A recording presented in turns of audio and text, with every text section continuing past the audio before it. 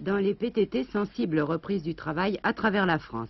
À Paris, les non-grévistes reprennent le travail aux centrales téléphoniques Paris-Bourse après l'évacuation des 40 grévistes qui occupaient les locaux.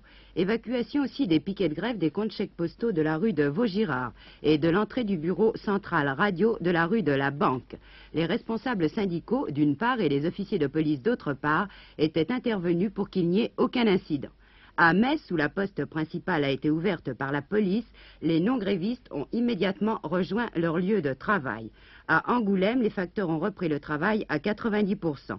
À Strasbourg, le service est redevenu quasi normal. À Montpellier, la liberté du travail est assurée depuis le début de la matinée. À Limoges, 600 postières manifestent pour travailler, ainsi qu'à Villeurbanne. Le travail reprendra dans ces deux villes mardi matin. À Dijon, les communications téléphoniques sont rétablies. À Marseille, le centre de tri Colbert a été évacué. Les employés ont immédiatement repris le travail.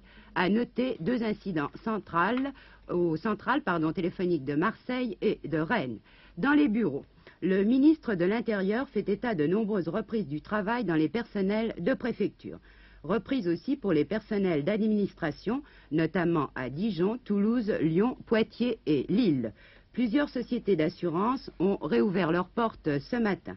Selon une dépêche AFP, sur environ 450 entreprises, moins de 40 restent touchées par la grève. En Alsace, à part quelques rares entreprises, tout le secteur privé a repris le travail aujourd'hui.